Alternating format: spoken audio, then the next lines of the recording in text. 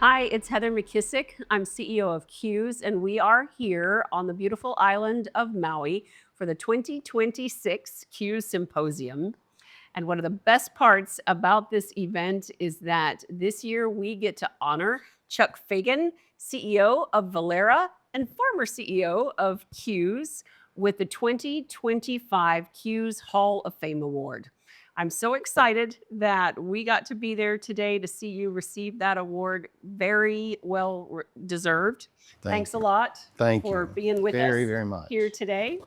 So tell me about that experience for just a second. Well, I'm going to go back to your phone call before the holidays and just was like, wow. I first off thought, boy, I must have been around the industry a long time to be considered Hall of Fame. Nice.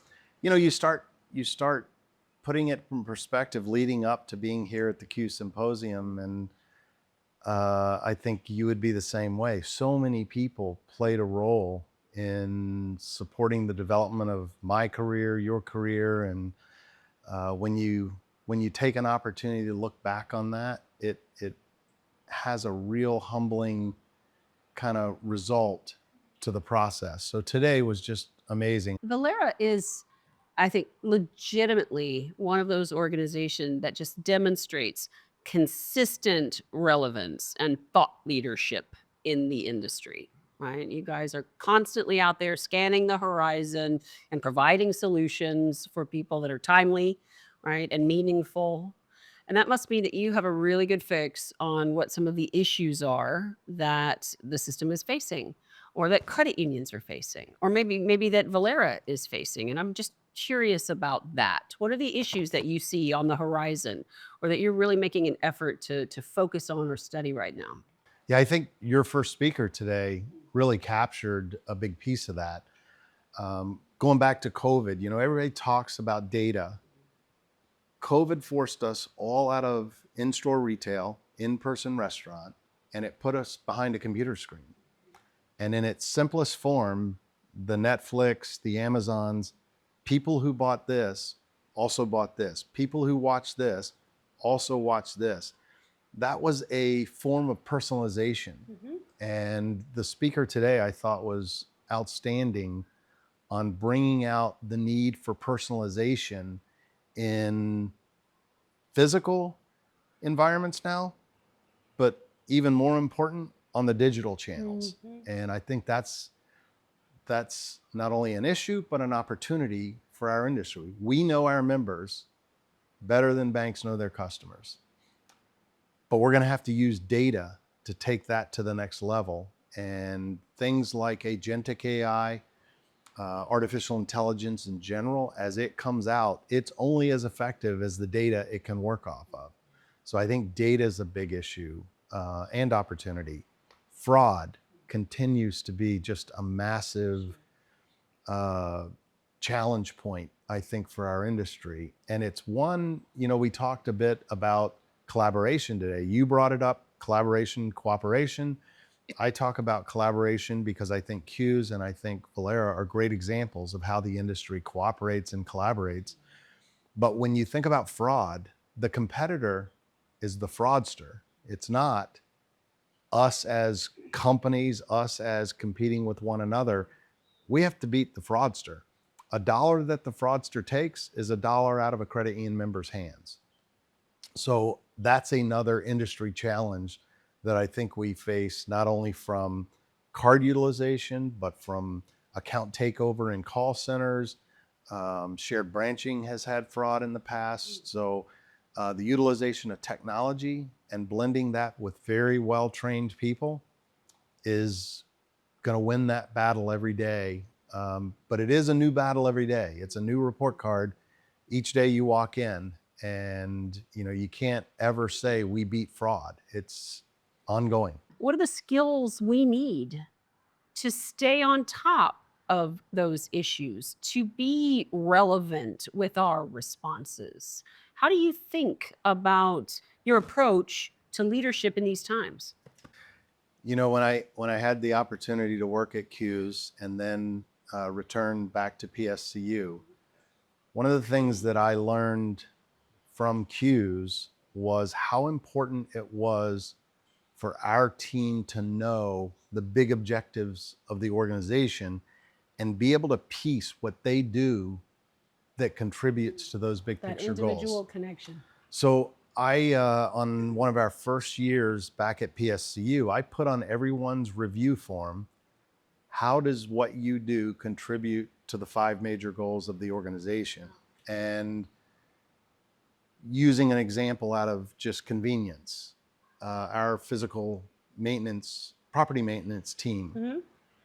when we bring a prospective credit in or an existing member credit in to our offices, if the building's not power washed, if there are prawn trees, from the palm trees all over, if the grass is not kept, that first impression Absolutely. plays into our revenue goal, plays into our sales goal, plays into our net income goal.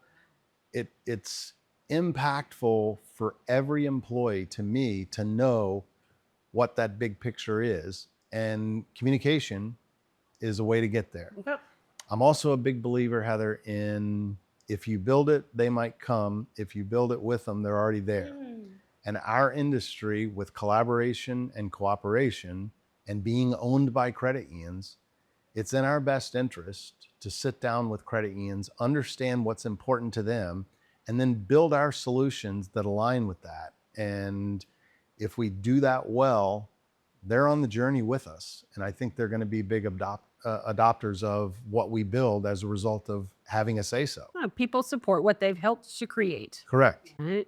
And in both of those examples, I think that's fantastic, because in that example, you're giving that individual employee a clear line of sight, as long as the vision is clear, Correct. right? About where it's going and also where they're going and how they contribute to it. Yes. And so you are painting that picture, you are casting that vision, but it does require clear communication, right? And systems that are in place to help maintain that connection over time and as the vision changes. For sure. So that makes so much sense. And I think, you see this in your role. I certainly see it in mine. If we're not good listeners, nothing we do is going to work. It has to be us kind of using that 2 ears to 1 mouth ratio and really understanding, we don't have a good culture. You don't have a good culture because you or I say we're going to have a good culture. We have a good culture because of the people in our organization feeling like they don't need a title to have a good idea. They have an inside knowledge on how best to do their role. Who am I to tell anyone in our organization how to do their job better? But if they feel part of the big picture goals of the company, they should be freed up to give ideas on how to make their role better, more efficient, whatever, to support those big picture goals. And that gives people, one of our values is belonging. Yeah. That gives that belonging feel to our team. So as you look into the future for yourself or Velera, where is it all headed? Well, for me, it's kind of on the downward side of my career, but In a very good way. yes, absolutely. But one of the things when I got the opportunity to come to CUES and learn more about leadership development and seeing people in the industry go through the CEO Institute, those kinds of things, it's now become one of my favorite parts of leading Velera is seeing our team develop. Lovely. Succession planning is not just for the CEO job. It needs to be a discipline throughout the organization. And I think that comes into play with listening again. You've got to understand what your team, what they want their career to be, and see how within our organization we can match up to it. Sometimes it doesn't, and you want to help them be successful if they have to go elsewhere. But I'd like to think, and I did a study I've shared with you before when I joined CUES, that over a 5-year period, I think started in 2013, there were going to be 3,200 C-suite job turnovers. And you referenced something earlier similar to that. How do we make sure the talent in our industry is ready to fill those roles? You're always going to bring new people in, but I think to blockchain technology, stablecoin, some of the authentication things that are coming in. Those are jobs that didn't exist several years ago in our space. To hear you say it out loud, and if we're really going to talk about not just the future of our organizations, but the future of credit unions, of the industry, of the movement, of the system, it really is all about the people. And It it's is. not just about the people that are leading now, it's about the people who will lead in the future, and making sure that it's incumbent upon all of us, right, Yes. to lead the way.